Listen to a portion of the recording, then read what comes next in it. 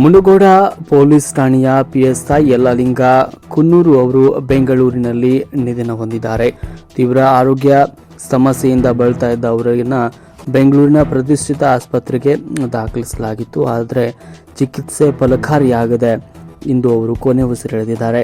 ಮುನಗೋಡ police ಠಾಣೆಯಲ್ಲಿ PSI ಆಗಿ ಕರ್ತವ್ಯ ನಿರ್ವಹಿಸ್ತಾ ಇದ್ರು. ಸದಾ ನಗು ಮೊಗದ ಅಧಿಕಾರಿಯಾಗಿದ್ದ ಅವರು ಠಾಣೆಗೆ ಬಂದ ಸಾರ್ವಜನಿಕರೊಡನೆ ಸದಾ ನಗುತ್ತಲೇ ಮಾತನಾಡಿ ಅವರ ಕುಂದುಕೊರತೆಗಳನ್ನು ಪರಿಹರಿಸ್ತಾ ಇದ್ರು. ಪ್ರಾಮಾಣಿಕವಾಗಿ ಸೇವೆಯನ್ನು ಸಲ್ಲಿಸ್ತಾ ಇದ್ರು.